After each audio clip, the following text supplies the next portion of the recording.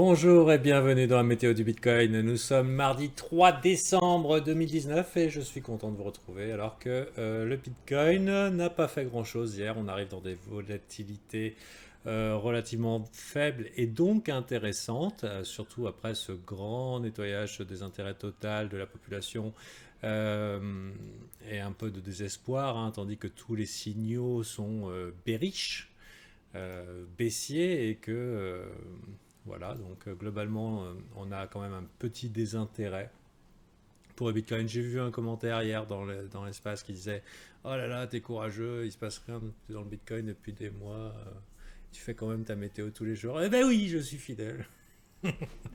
Mais il se passe des choses, hein, et il faut pas croire. Donc la bonne nouvelle, a priori je suis toujours en recherche d'immobilier neuf. Je n'étais pas au courant, mais bon. On est toujours en fer, mais le marché n'a pas bougé. Voilà. Le marché n'a pas bougé. Bon, tout simplement pour vous dire quand même que je pense qu'on arrive probablement. Alors, techniquement, on voit rien là. Techniquement, le signal, il apparaîtrait ici en daily. On a déjà placé nos alertes hier, ici en daily pour un renversement haussier, donc un petit peu sur le tard quand même, 7800, ça fait 600 dollars potentiel d'écart par rapport à là où on en est aujourd'hui. Comme on peut constater, on a rejeté ici sur une des EMA, ça doit être l'EMA 9. On a rejeté ici mèche qui va vers le bas et donc encore pour l'instant de la force au niveau des bears. Mais en tout cas, au niveau de ce jour, de ce début de jour, les volumes ne sont pas encore là. On n'est toujours pas venu chatouiller ici. On arrive mardi, jour intéressant. Pourquoi jour intéressant? Parce que les mardis, mercredis, enfin mardi, c'est le retour des institutions sur les marchés. Généralement, les banques ne travaillent pas le lundi.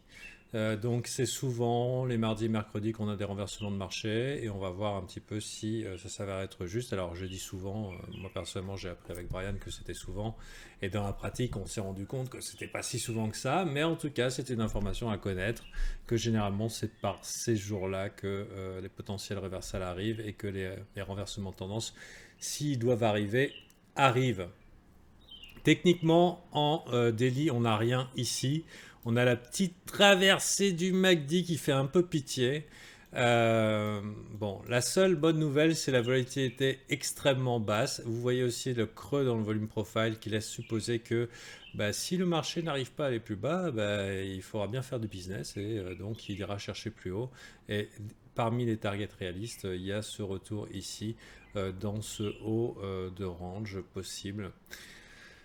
Alors, maintenant, on va regarder en 4 heures parce que ce sera un petit peu plus joli. Donc là, pour l'instant, je suis à la recherche plutôt de longues. Voilà. Hier, je me suis fait sortir de mon short. C'est pas pour ça que j'ai changé de billet. Euh, mon short qui est à break-even, hein, donc c'est parti par là. Le marché était extrêmement choppy. Vous regardez, mèche, mèche, mèche, mèche ici, carrément la Darth Maul Candle, mèche en haut, mèche en bas. Bon, le but étant d'essayer de sortir un maximum de gens de ce marché. Ici, ce qu'on voit, c'est surtout au niveau des internes et qui devient très intéressant, c'est la formation d'une belle divergence MACD ici. On voit ici des plus bas sommets, plus bas creux, enfin non pardon, plus bas creux ici, tandis qu'ici on fait des plus hauts creux. Donc on a une divergence MACD, elle est confirmée. Donc c'est plutôt encourageant. Qu'est-ce qu'il y a de mieux qu'une divergence MACD? Ben, il y a la double divergence MACD, hein, donc ça voudrait dire quelque chose comme ça, c'est encore possible, et ça impliquerait dans ce cas-là qu'on vienne niquer ici plus bas pour faire quelque chose comme ça. Donc c'est encore possible, double divergence MACD, c'est extrêmement puissant, on aime bien voir la chose. La bonne nouvelle aussi, c'est au niveau du RSI, W suivi d'un W et tout, on est clairement sorti, en tout cas d'une tendance de trend baissier au niveau du prix.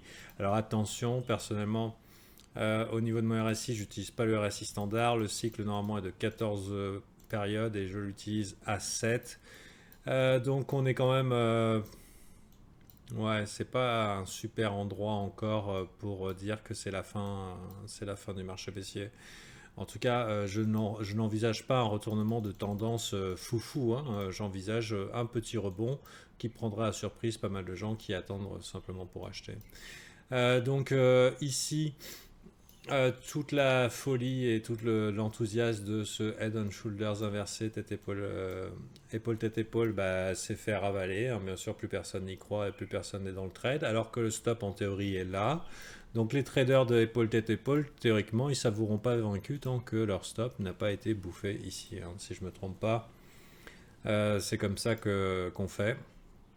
Et ici, maintenant qu'on a la divergence MACD, qu'on a le W en momentum, qu'on pourrait considérer que la location est bonne, puisque on est ici dans une zone de rechargement. Enfin non, on est venu au contact de 0,618, mais ça fait quand même une belle opportunité pour un rebond, surtout quand on voit... Bon, je pense qu'on est plutôt dans la théorie scalp de longue, là, avant penser vrai retournement. Donc on aurait 7873 qui serait un gros signal d'achat qui laisserait penser à un mois de décembre plutôt joli, avant une fin d'hiver bien dégueulasse. Hein, enfin voilà, c'est comme ça un petit peu que je vois le scénario. Mais sinon, pour l'heure, pourquoi pas un potentiel scalp long avec une petite, un petit swing là à prendre dans la direction ici. Pour l'instant, on pourra rester dans ce range. Mais le signal, il n'est pas là au niveau de la structure. On a ici un harami qui a été confirmé. On pourrait considérer que cet inside bar, dans cette inside bar, dans cette inside bar, dans cette... c'est plus une inside bar, vous voyez ici. Je le virai. Alors, je vais virer ça, je vais virer ça. 7 barres contenues dans 7 barres, ce qu'ont 7 barres contenues dans 7 barres et 7 barres contenues dans 7 barres, c'est ce qu'on appelle, si je ne me trompe pas, un K irréversal. Donc il a été confirmé avec le low ici et normalement, bon, il y a on aurait une structure pour un long. C'est pas la belle structure W. On pourrait attendre qu'elle apparaisse peut-être en 2 heures. Ouais, en 2 heures, on a déjà eu le W, donc ça fait sens par rapport à ce que je disais. Donc il faudrait voir, est-ce qu'on a un W dans un W. Au niveau de 2 heures, on a bien la divergence MACD confirmée qui continue à se déployer. On manque un petit peu de pêche au niveau des volumes, même si on a vu qu'ici, les boules se sont réveillées. Je voulais faire remarquer aussi que au niveau du def ratio, enfin MDR, Market Def Ratio, c'est un outil que j'aime bien surveiller de temps en temps pour savoir un petit peu quel est l'équilibre des forces sur les marchés. C'est un outil qui est gratuit, qui s'appelle vcdef.io et qui est plutôt sympathique et on peut afficher ce qu'on appelle le MDR. Donc il y a le MDR global.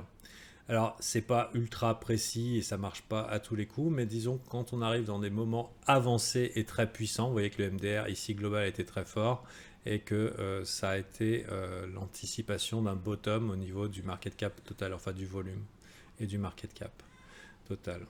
Alors ça c'est pour le market cap total, mais on pourrait regarder sur le BTC. Et là aujourd'hui ce qu'on voit, et ça fait longtemps que c'est pas arrivé, qu'on ait un market def ratio et un market def ratio des dernières 24 heures qui soit aussi fort. Généralement, là on voit qu'il y a un gros déséquilibre entre les acheteurs et les vendeurs. Vous voyez les murs ici, ici, ici. Et généralement qu'est-ce que ça veut dire? Ça veut pas dire forcément, ça peut être du spoofing, hein, ça veut dire des faux murs qui sont placés là pour sécuriser un petit peu les gens. Mais surtout, ce que je vois le potentiel, c'est que si jamais le prix venait à pomper, il y aurait pas mal de gens pour courir après. Ça veut dire qu'on commence à avoir plus d'acheteurs intéressés que de vendeurs intéressés. Et je trouve que c'est un signal intéressant à prendre en compte en général, en tout cas sur des assets qui en valent le coup. On peut faire des petits tris aussi, par exemple au niveau des volumes. Au niveau du book, là c'est sur 100% de l'order book, mais on pourrait regarder seulement 2,5% ou 5%. Et là on voit que au niveau de 2,5%, le market def ratio est beaucoup plus fort. Ce qui fait que par exemple au contact, ça veut dire sur une variation de 2,5% du prix, il y a quasiment, voilà, il y a à peu près 30% de plus, il y a 30% d'acheteurs de plus que de vendeurs. Si on considère que ça c'est 30 et là c'est 20. En tout cas voilà, je suis partisan, même si le signal n'est pas là, de commencer à envisager le long. Il nous manque la structure, une structure des plus classiques sous la forme d'un W. Mais ne soyez pas surpris si par surprise à un moment ça fasse ting ting ting ting ting et qu'on se retrouve avec une mini pump, puisque le sentiment est plutôt bearish. Et là on va regarder un petit peu l'order flow avec les membres VIP. Donc si vous voulez développer vos compétences, apprendre le trading, vous pouvez le faire gratuitement sur cours.tradingcrypto.fr avec mon cours gratuit, créer un plan de trading crypto adapté aux débutants. C'est un cours professionnel, plutôt accumulation long terme de altcoin, mais ça va vous initier au principe même de trading plan. Et ça peut être un bon début pour vous mettre en position de force pendant l'hiver. Et si vous voulez aller plus loin et apprendre à trade, apprendre à améliorer vos analyses, à développer une stratégie qui vous est propre, à exécuter proprement vos trades et éliminer ces trades là qui vont saboter un petit peu votre PNL, votre profit and loss à la fin du mois. Si vous voulez virer ça un petit peu, bah, vous pouvez nous rejoindre. Hier, j'ai eu un review qui m'a beaucoup touché de la part d'Evrard. Quelqu'un qui dit que le prix était ridicule, qui a aucune formation de trading de crypto-monnaie de sa qualité à ce prix, et il en a déjà suivi plusieurs. Et ce que j'ai beaucoup aimé, c'est en quelques mois, je suis passé de trader perdant à trader gagnant.